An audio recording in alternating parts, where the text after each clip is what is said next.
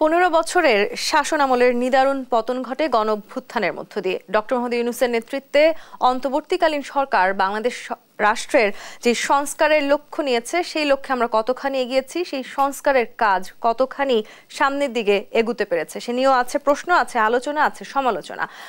100 দিন পার করেছে অন্তর্বর্তীকালীন সরকার। এই 100 দিনের সংস্কার ঠিক কতখানি হওয়ার কথা ছিল, কতখানি কাজ আমরা শুরু করতে পেরেছি, উপদেষ্টারা নিজেদেরকে মার্কিংও করছেন, সেই মার্কিং আসলে জনগণ কিভাবে করতে চায় সেটি নিয়েও আমরা আলোচনা করতে চাই। দেশ সন্ধ্যার আজকের আয়োজনে আপনাদের সবাইকে স্বাগত জানাচ্ছি। আমি তাসনুভা তন্নি। সংস্কার কত দূর এগুলো এই বিষয় নিয়ে আজকে আলোচনায় আমার সাথে আছেন মোস্তফা কামাল, উপবার্তা প্রধান, বাংলা ভিশন। আপনাকে স্বাগত জানাচ্ছি আজকের দেশ সন্ধ্যায়। 100 দিন পেরিয়ে গেছে সংস্কারের কথা আমরা একেবারে শুরুর দিনটি থেকেই শুনছি। আমি যদি 5ই অগস্টের কথা বলি, হয়তো ঠিক 5 অগস্ট এই মুহূর্তে সরকার পতন ঘটলো, তারপর থেকে যে শব্দটি সর্বোচ্চ বেশিবার ব্যবহৃত হয়েছে সেটি সংস্কার। যতবার আসলে আমরা এই শব্দটি ব্যবহার করেছি তার অর্ধেক সংস্কারের কাজেও কি আমরা আসলে এগোতে পেরেছি? ধন্যবাদ আপনাকে। খুব কঠিন প্রশ্ন করেছেন আপনি, আবার খুবই প্রাসঙ্গিক। রাস্তাঘাটেও গণমানুষের একটা জিজ্ঞাসা যে সংস্কার কত দূর। তো সংস্কার কঠিন শব্দ, বানান লিখতেও কঠিন, ভুল হয়। তো অর্থ মেরামত, সংশোধন, আরো সহজ বাংলা, আরো প্রচলিত বাংলা যদি বলি ভালো হয়ে যাওয়া। তো আমাদের কুমিল্লা অঞ্চলে বলে ভালো হইতে পয়সা লাগে না। তাহলে কি লাগে? কিছু তো একটা লাগে, সময় লাগে, সুযোগ লাগে, এই দুইটা অবশ্যই লাগে নিজেরে ভালো করতে। তো এই কথা তো সত্য। স্বাধীনতার 52-53 বছর বয়সে আমরা এবার সংশোধন হওয়ার বা সংশোধন করার বা ভালো হয়ে যাওয়ার যে সুযোগটা পেয়েছি, এটা এক ধরনের সুবর্ণ সুযোগ। কখনো কখনো সুযোগ এলেও সময় হয় না, আবার সময় এলেও সুযোগ হয় না। এবার কিন্তু সময়ও এসেছে, সুযোগও এসেছে। প্রতিটি সেক্টরেই কিন্তু সংস্কারের প্রয়োজন, মেরামত করা প্রয়োজন। তো এখন ওই ক্ষেত্রে একটা যে জায়গায় একটু কুয়াশা বা একটু ধোঁয়াশা রয়ে গেছে যে কোনটা দিয়ে আগে শুরু হবে, প্রায়োরিটিতে কোনটা আগে। তো একটা প্রায়োরিটি ঠিক করা হয়েছে, মোটামুটি এ পর্যন্ত সম্ভবত 10-11টার মতো কমিশন করা হয়েছে। সেটা দরকার অবশ্যই আছে, প্রয়োজন দৃষ্টিতে তারা করেছেন, কিন্তু কাজের গতিটা খুব একটা দৃশ্যমান নয়। ওই প্রশ্নটা এই কারণে এসেছে। তো আবার দৃশ্যমানের ক্ষেত্রেও এখানে একটা ভিন্ন বিষয় আছে। যেহেতু এই সরকারটি অরাজনৈতিক সরকার, রাজনৈতিক সরকারগুলো যেভাবে নিজেদের কাজগুলোকে ফোকাস করতে পারে, দৃশ্যমান করতে পারে, বিজ্ঞাপন দিতে পারে, মার্কেটিং করতে পারে, অরাজনৈতিক সরকার কিন্তু ওইভাবে করে না, অথবা পারে না বা দরকার করে না। কাজের লোকেরা এমনিতেও কিন্তু কথা কম বলে, কাজ বেশি করে। কিন্তু যে ধরনের সংস্কার আমাদের এই মুহূর্তে প্রয়োজন, সেই সংস্কারগুলো যদি আদৌ শুরু হতো সেক্ষেত্রে সেটি দৃশ্যমান তো হওয়ার কথা ছিল। সেটি হয়েছে, শুরু হয়েছে, কিন্তু শুরুটাও হয়েছে খুব ঢিমে তালে, অ্যাকশনটাও ঢিমে তালে। তো ওখানে তো একটা গোলমাল আমরা পাকিয়ে ফেলেছি শুরু থেকেই। বিপ্লব পরবর্তী কোন সরকারকে সাধারণভাবে বলা হয় বিপ্লবী সরকার। আর বিপ্লবী অর্থ হচ্ছে তার জবাবদিহিতা থাকে কম, সে যেটা ভালো মনে করবে ওইটা করবে। কিন্তু আমাদের এইবারের সরকার বিপ্লব পরবর্তী সরকার হলেও বিপ্লবী সরকার নয়। সবকিছুতেই একটু কথাবার্তা বলে সবার সাথে, কাউকে একটু ডাকে, কাউকে একটু চা খায়, পরামর্শ নেয়। ওটা কিন্তু আবার বিপ্লবী সরকারের নেচার হয় না। তো যদি বিপ্লবী নেচার হতো, অনেক কিছু আছে, কমিশনও লাগতো না, সংস্কার কমিশনও করা লাগতো না, অনেকটা চটচট সিদ্ধান্তগুলো নিয়ে ফেলতে পারতো। তো এই কমিশনগুলো একে একে করার পর কমিটির বৈঠকের খবর আমরা মাঝে মধ্যে পাই, কিন্তু অ্যাকশন বা পদক্ষেপ ওগুলো আমরা খুব একটা দেখি না। সিদ্ধান্ত নেওয়ার কথা বলছিলেন মোস্তফা কামাল, ঠিক এখানে যদি আমি আপনাকে একটি প্রাসঙ্গিক প্রশ্ন করতে চাই। ইতিমধ্যে আমরা দেখছি কিন্তু আসলে অন্তর্বর্তীকালীন সরকার বেশ কিছু বড় বড় রাষ্ট্রীয় সিদ্ধান্ত নিয়েছে, উপদেষ্টা মণ্ডলীতে নতুন উপদেষ্টা সংযুক্ত হয়েছে, কিন্তু সেই সিদ্ধান্তগুলো আসলে তারা কাদের সাথে আলোচনা করে করছে? সাধারণ জনগণ কিংবা রাজনৈতিক দল প্রত্যেকেই বলছে তাদের সাথে আলোচনা হয়নি। সেটি জরুরি কতখানি ছিল আমাদের জন্য? জরুরি অবশ্যই ছিল। কাজের প্রশ্নে এই সরকারের মন্ত্রিমর্যাদা বা উপদেষ্টা আছেন সম্ভবত এখন 23-24 জন। আমরা রাজনৈতিক সরকারগুলোতে দেখেছি 50-1 মন্ত্রী থাকেন, মন্ত্রী প্রতিমন্ত্রী মিলিয়ে, তার উপর আবার মন্ত্রিমর্যাদায় উপদেষ্টাও থাকেন। তো এই সরকারের ওই ক্ষেত্রে জনবল হচ্ছে 23-24, সেক্ষেত্রে তাদের আরো লোক লাগে।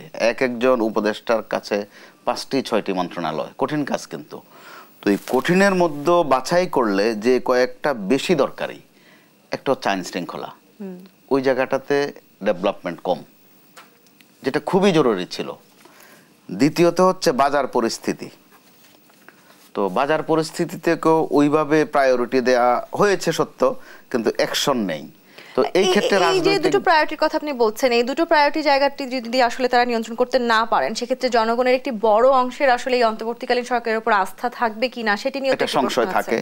এরই মধ্যে তো প্রশ্ন উঠেছেও যখন বাজারের বিভিন্ন পণ্যের দাম নিয়ে কথা ওঠে, রাস্তাঘাটের মানুষ যেটা করে অবচেতনেই বেরিয়ে যায় মানুষের, যে এই কথাগুলো তারা শুনতে চায় না, যে এই কারণে জিনিসের দাম বেড়েছে, চুরি হয়েছে, আগে পাচার হয়েছে, এসবের জের পড়েছে।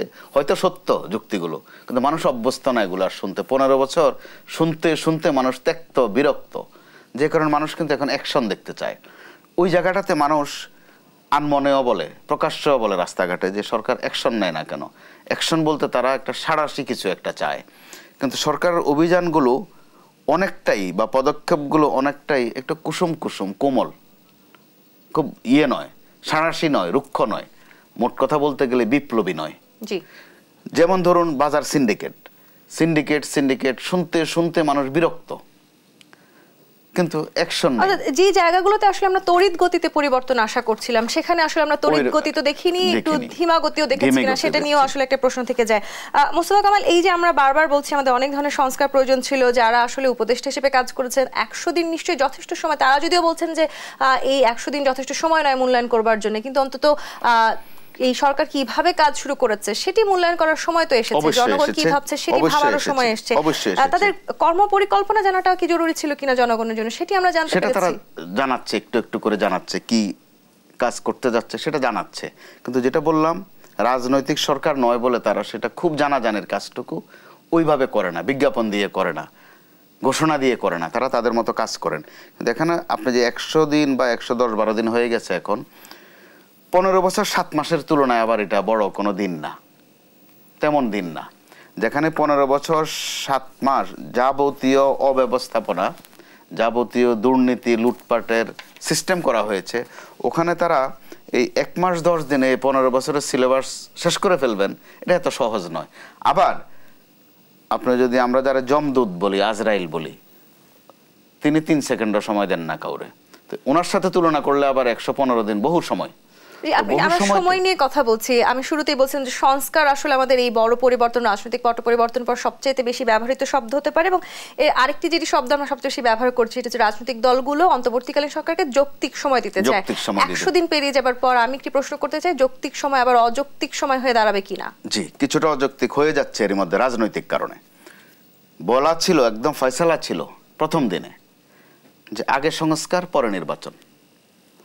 তো পর্যায়ক্রমে দেখা গেল সংস্কার আর নির্বাচন তেমন তফাৎ থাকে না অর্থগতভাবে, বা দুইটার মধ্যে কোনো বৈপরীত্যও নেই, একটার সাথে আরেকটার বিরোধও নেই, চলছিল কিন্তু স্বাভাবিকভাবে। কিন্তু ওই যেটা আপনি শুরুতে বললেন, কাজের ঢিমে তালের কারণে, আবার পাশাপাশি কয়েকটি দুঃখজনক ঘটনার কারণে গত 3-4 দিন ধরে কথা উঠেছে যে আগে নির্বাচনে হয়ে যাক, নির্বাচিত সরকার এসে সংস্কারের কাজ করবে।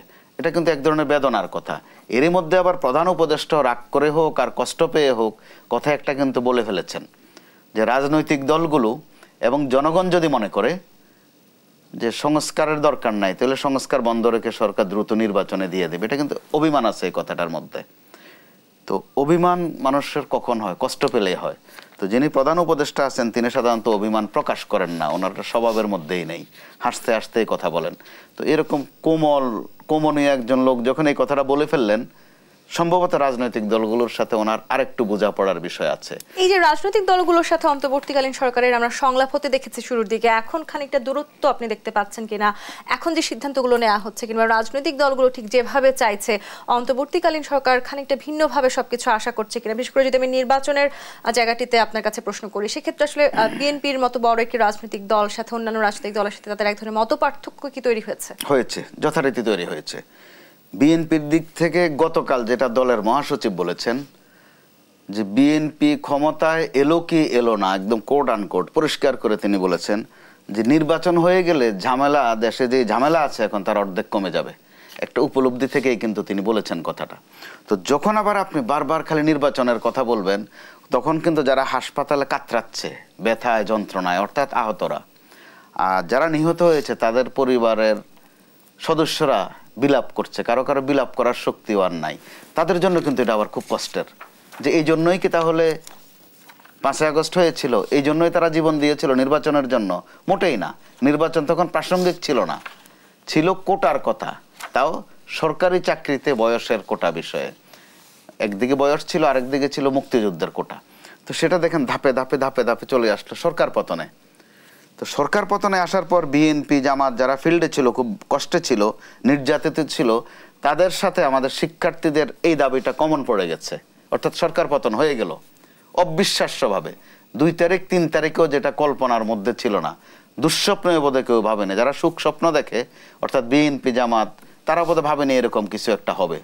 আবার সরকার যারা উচ্চাশার মধ্যে আছে, তারাও এরকম কল্পনাও করেনি। তাদের কোনো প্রতিপক্ষ আছে এটা তো তারা আমলেই নেয়নি। রাজাকারের নাতিপুতি শুধুই বলে নাই, আরও তাচ্ছিল্য নানান ভাষায় করেছে। তো জেরটা পড়েছে খারাপ। এই জের দৃষ্টে বর্তমানে যারা আছেন তাদের সাথে আবার আপনি দেখেন ছাত্রদের কিন্তু কথাবার্তার খুব দ্বন্দ্ব দেখা যাচ্ছে। এটাও কিন্তু শোভনীয় নয়। এই দ্বন্দ্বের সময়টা নষ্ট না করে যদি না সত্যি সত্যি তারা সংস্কারে মনোযোগ দিতেন, সেটা আরো সুন্দর হতো।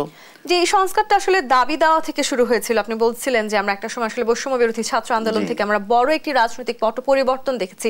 নিঃসন্দেহে বাংলাদেশের রাজনৈতিক প্রেক্ষাপটের জন্য একটি সর্বোচ্চ বড় একটি সংস্কার ছিল, অন্যতম ঘটনা, তুলনা করার মতো সেই নেই। সংস্কার যেরকম দাবি দেওয়া থেকে শুরু হয়েছিল, সেই দাবি দেওয়ার রেশ এখনো কাটছে না। সংস্কার করতে হলে তো নিশ্চয়ই দাবি দেওয়া আসলে আমি ঠিক কোথায় করব, কতখানি করব, কিভাবে করব, সেই জায়গাটিতেও আমাকে একটু সংস্কার করতে হবে। সেই সংস্কারকে আমরা করতে পারছি। ওই সংস্কারটা তো আর আরোপ করে করা যাবে না, চাপ দিয়ে করা যাবে না। তো নমুনা দেখেন আপনি কয়েকটা। গত 2 দিন তিতুমির কলেজ নেমে গেছে রাস্তায়। তারা কি চায়? কলেজটা যেন বিশ্ববিদ্যালয় হয়ে যায়।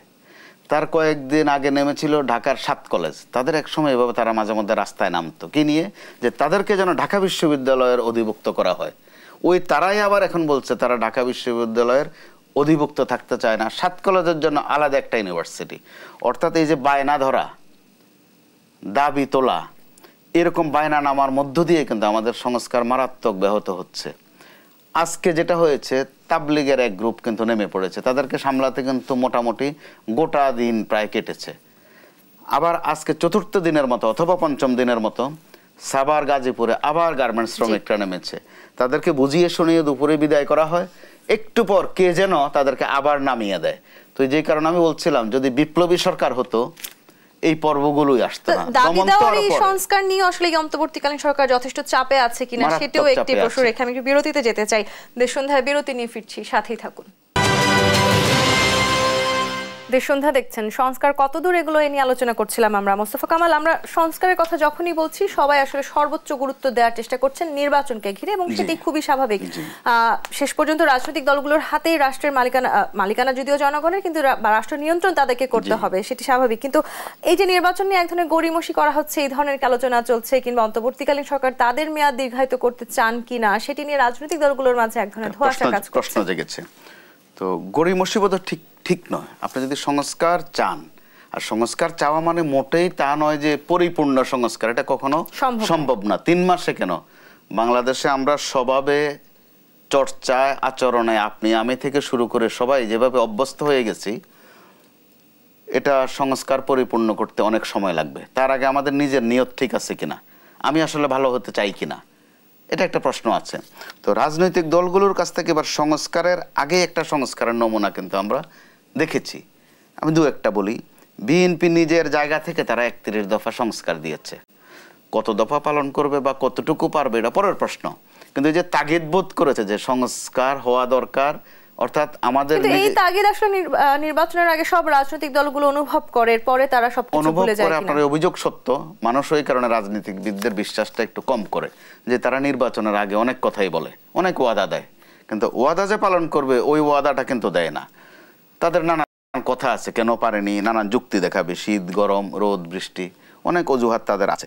কিন্তু একটু ব্যতিক্রম হচ্ছে এবার বিএনপি কিন্তু সংস্কারের এই প্রস্তাবটা আরো 2 বছর আগ থেকে দিয়ে আসছে, এবং প্রতিনিয়ত তারা এটার ব্যাখ্যা করছেন, এবং তারা নিজেরা কিছুটা সংস্কার হয়েছেন।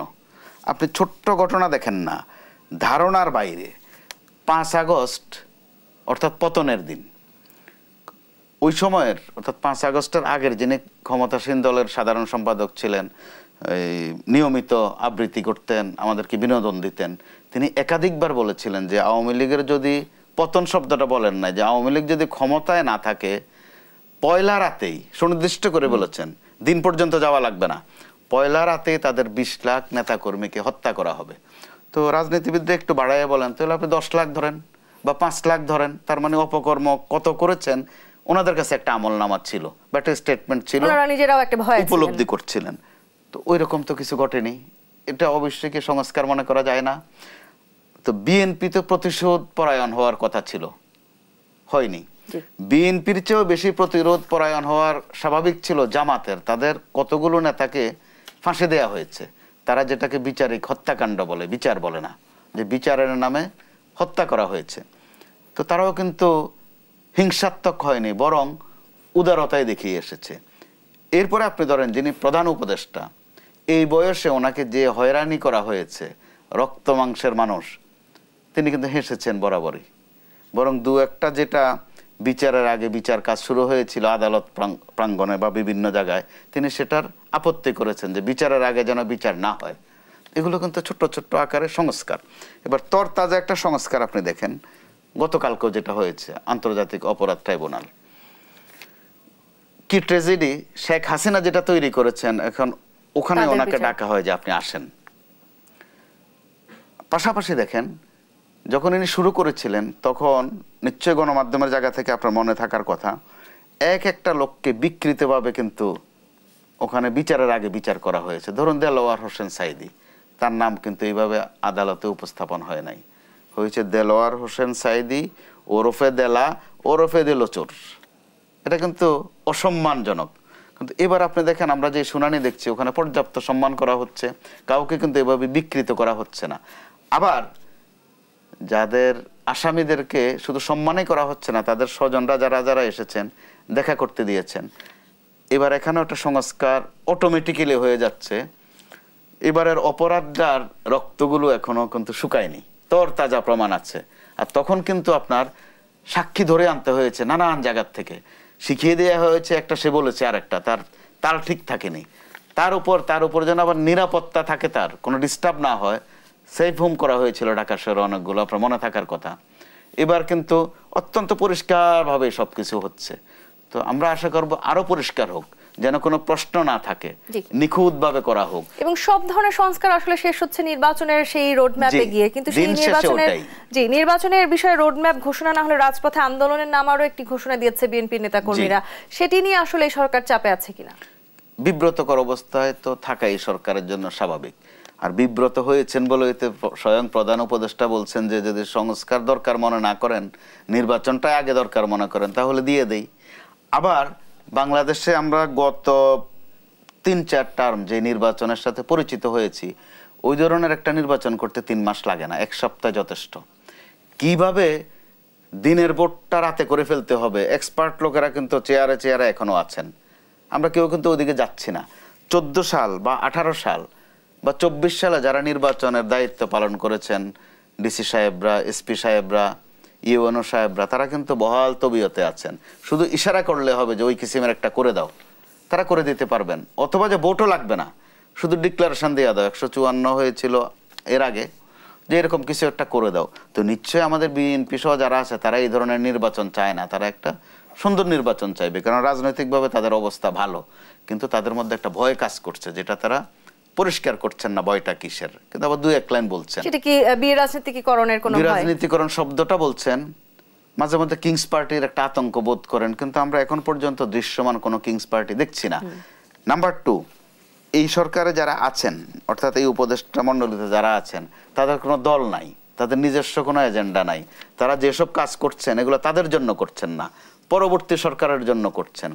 তারপরও বিএনপি যেহেতু অভিজ্ঞ দল, নানান ছোটখাটো খবরও তাদের তথ্য তাদের কাছে থাকে, ওই আলোকে নিশ্চয় উচ্চারণও করে ফেলেছেন যে আরেকটি 111 যেন না হয়, কোনো মাইনাস টু। আমি যুক্ত করি মোস্তফা কামাল, আপনি নিশ্চয়ই জানেন, একটি আন্তর্জাতিক সংবাদ মাধ্যমে ডক্টর মোহাম্মদ ইউনূস বলেছেন যে তিনি যেই বয়সে আছেন তিনি আর নির্বাচন কিংবা আসলে রাজনীতিতে আর জড়িত হতে চান না এর পরবর্তী সময়। সেটা কি একটু রিলিফ দিয়েছে বিএনপির মতো রাজনৈতিক দলগুলোকে? অবশ্যই দিয়েছে, নির্ভর করে দিয়েছে তাদেরকে যে ওনারে নিয়ে আর টেনশন নাই। এছাড়া আপনার তো মনে থাকার কথা, মাত্র 3 মাস 10 দিন আগের ঘটনা, তিনি পরিষ্কার করেছেন কিন্তু তার অবস্থাটা যে আমি আগ্রহী না এই পদে, যদি আমাকে আগ্রহী করতে হয় আমার কথা শুনতে হবে, আর যদি আমার কথা না শোনেন আমাকে এখনই না করে দেন, একদম পরিষ্কার কথা। আবার যখন নির্বাচন কবে এই প্রশ্ন বারবার আসছে, তিনি বলছেন আমাকে যত দ্রুত আপনারা বিদায় করবেন যত দ্রুত আমি যেতে পারি। কয়েকজন উপদেষ্টা কিন্তু গত কয়েকদিন এ ধরনের স্টেটমেন্ট দিচ্ছেন যে তারা যাওয়ার জন্য প্রস্তুত। তো তারা যদি মনে কষ্ট নিয়ে যান বা সংস্কার যেটা মাঝ পতাব বরাবর, একদম মাঝ বরাবর যদি রেখে চলে যান, আমাদের জন্য সামনে বোধহয় আরো বিপর্যয় হতে পারে। জি, যেটি আসলে আমরা বারবার বলার চেষ্টা করছি, সংস্কার একটি দীর্ঘমেয়াদী প্রক্রিয়া, কোনো একটি সরকারের পক্ষে আসলে সেই সংস্কার করে সবকিছু পরিবর্তন করে ফেলা সম্ভব নয়। একটি সংস্কারের জায়গাটিতে বারবার আসলে অনেক রকমের সমালোচনা হচ্ছে সংবিধান সংস্কার, অন্তর্বর্তীকালীন সরকার কতখানি সংবিধান সংস্কার করতে পারে, কিংবা আসলে সংসদ ভেঙে দেওয়ার পরে সংবিধানের সংস্কার কতখানি হওয়া সম্ভব, সেটি নিয়ে তুমুল আলোচনা আছে। রাজনৈতিক দলগুলোও আসলে সেই সংস্কার চায় কি না সেটিও একটি বড় প্রশ্ন জেগেছে। সেটি নিয়ে একটু জানতে, তারা যে প্রশ্নটা তুলেছে খুব বুঝে শুনেই করেছে এবং আইনগতভাবে এই প্রশ্ন তোলাই যায়। তো 5 আগস্টে আপনি যা করে ফেললেন ওইটা কি আইনগতভাবে করেছেন? সেটা তো আন্দোলনের মাধ্যমে করেছেন, বিপ্লবের মাধ্যমে করেছেন, ওটার মধ্যে কিন্তু আইন খাটেনি বা আইনের প্রশ্ন আসেনি। তো যখন যে অর্জনটা আপনার বিপ্লবের মাধ্যমে, গণতান্ত্রিক একটা পর্বের মাধ্যমে, ওইটা নিয়ে আইনগত প্রশ্ন বোধহয় কম তোলাই ভালো। তার উপর যদি মনে করেন যে না সংস্কার আওতাটা খুব বড় হয়ে যাচ্ছে, সামাল দেয়া যাবে না, সেটা নিয়েও নিজেরা কথা বলতে পারেন। এই সরকার তো তাদেরই সরকার, তারা হয়তো চেয়ারে নাই, তাদেরই তো সরকার, কথা বলতে পারেন। কিন্তু মাঝে মধ্যে তারা যেই ভাষায় কথা বলেন যে তাদেরকে ডাকা হয় না, তাদের কথা শোনা হয় না, এই অভিযোগগুলো বোধহয় পরিপূর্ণভাবে সত্য নয়। আবার তফাতও আছে, আপনি খেয়াল করে দেখেন, বিএনপির যিনি ভারপ্রাপ্ত চেয়ারম্যান তিনি প্রতিদিন যত পরিষ্কার করে কথাগুলো বলছেন, সংস্কারের মতো করে বলছেন, তার দলের নেতারা কিন্তু ওই ভাষায় কথা বলছেন না, তাদের মধ্যে একটু আক্রমণাত্মক ভাব আছে। বিশেষ করে বৈষম্য বিরোধী ছাত্রদের ইঙ্গিত করে তারা কিন্তু তিক্ত অভিজ্ঞতা, তিক্ত ভাষা প্রয়োগ করছেন। সেটা কি তারা কোনোভাবে চ্যালেঞ্জ অনুভব করছেন? তারা যদি রাজনৈতিক দল করে কথা, নিশ্চয়ই কোনো তথ্য আছে ছাত্ররা দল করতে চাচ্ছে, এটা তো পরিষ্কারেরই মধ্যে তথ্য, এটা তাদেরকে হয়তো একটু ভয় জাগাচ্ছে। এখানে আমি একটু প্রশ্ন করতে চাই, আমরা তো সংস্কারের কথা বলছি, তার মানে সব শেষে রাজনৈতিক দলগুলোকে মেনে নিতেই হবে, জনগণ যা চায় তাই হতে হবে, তাহলে এত ভয় কেন? জনগণ যদি আসলে অন্য কোনো রাজনৈতিক দলকে ভোট দিয়ে নির্বাচিত করে জায়গা ছেড়ে দিতে হবে, সেটাই তো স্বাভাবিক হওয়ার কথা ছিল। ভয় পাওয়ার মতো কারণ, আল্লাহ 30 দিন আছে এবং প্রতিদিন 3 বেলা করে আছে। আজকে তো আমি 3-4টা ঘটনা বললাম। সকালে ঠান্ডা পরিবেশে আলেমরা নামলেন, ওনাদের নাম হচ্ছে সাতপন্থী, নেমে গেলেন, যা গন্ডগোল করার ওইদিকে কিন্তু আল্লাহর নামে করে ফেললেন। আবার এত স্পর্শকাতর ধর্মীয় বিষয় খুব বাধাও দেয়া যায় না। কিন্তু মধ্যভাগে হলো কোথায়? আশুলিয়ায়, সাভারে গার্মেন্টস কর্মীরা, আর মধ্যভাগ থেকে শুরু করে বিকাল পর্যন্ত তিতুমির কলেজ। এর মধ্যে আবার কক্সবাজারের খবর আছে যে সেন্ট মার্টিনে কিভাবে যাওয়া যাবে, কেন যেতে দেয়া হচ্ছে না, ওইটা ইস্যু করে আরেক পক্ষ। অর্থাৎ আপনার যদি নিয়তে খারাপ থাকে, আমারও তো আপনি কথা বলতেও দিবেন না, ওই মেকানিজম নিশ্চয়ই আপনার কাছে আছে। আপনি হয়তো আমার মুসলমানিত্ব নষ্ট করে দিতে পারবেন।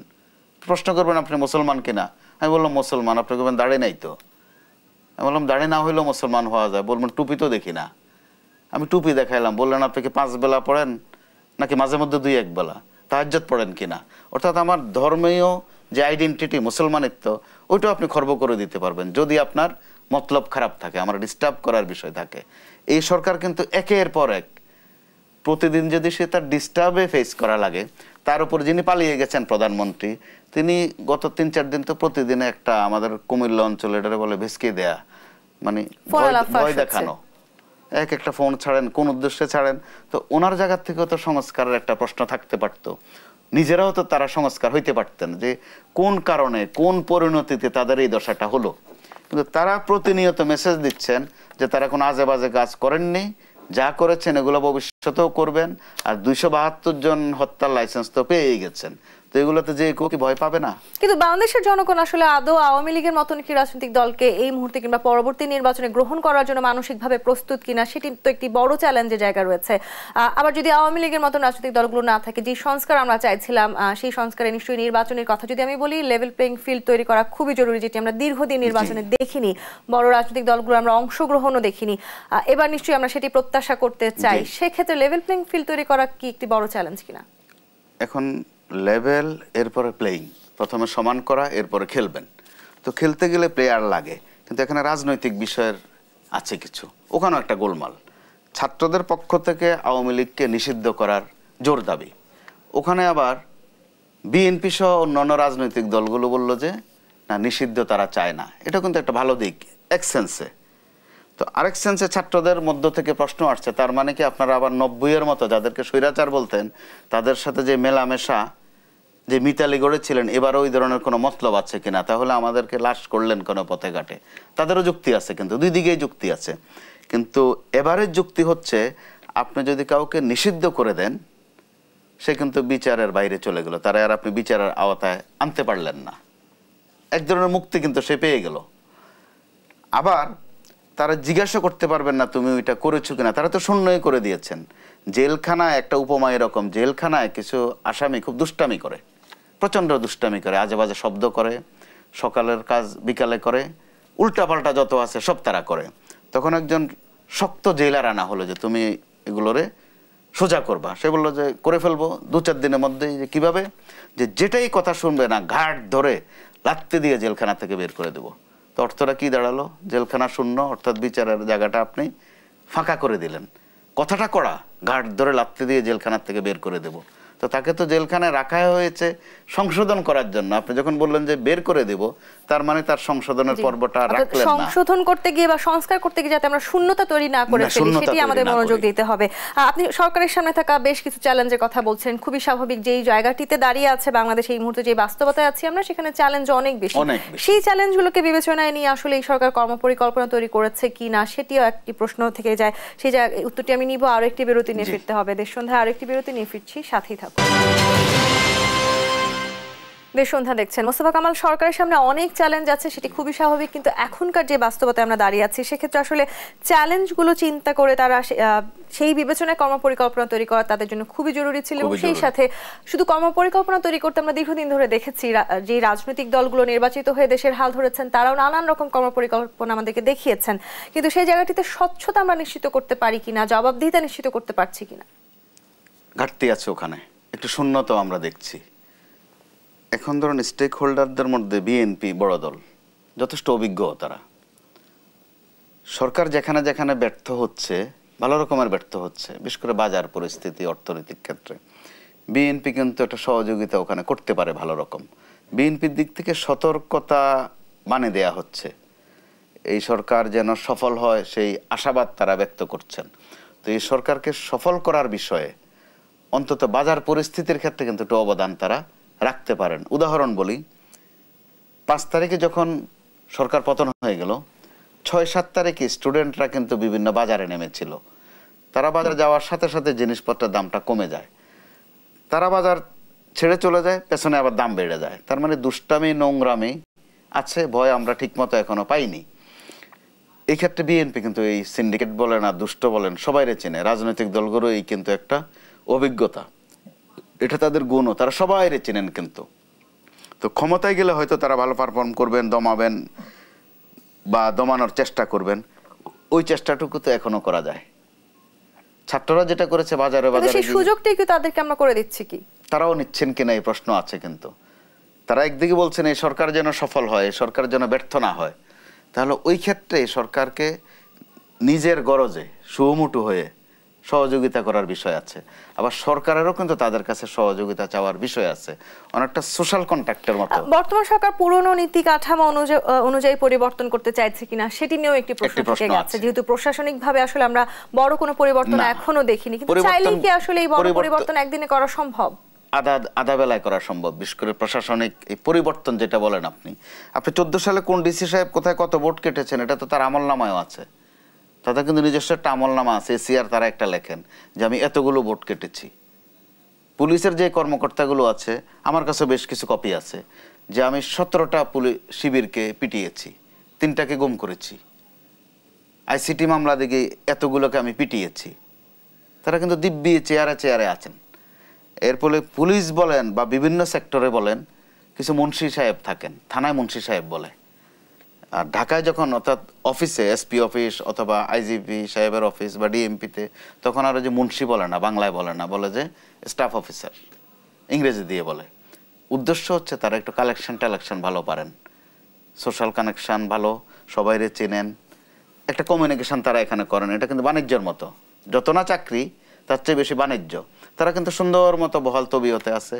বেনজির সাহেবকে যিনি বোট ক্লাবে নিয়ে যেতেন, ওই লোকগুলো কোথায়? ঠিকঠাক মতো আছে। এখন কোন সাহেবদের সাথে আছেন আপনি খবর নেন। বিভিন্ন জায়গাতে ক্যাসিনোর থেকে যারা একটু সুন্দর কালেকশন করতেন, পুলিশ কর্মকর্তা, তারা এখন কোথায় আছেন খবর নেন। তারা ভিন দেশে চলে যান নাই, চাঁদের দেশেও চলে যান নাই, ঠিকঠাক মতোই আছেন। বা মাঝে মধ্যে সময় সুযোগে একটা আওয়ামী লীগের সমালোচনা করেন, নিজে অত্যন্ত উনি সহি শুদ্ধ এমন একটা ভাব করেন।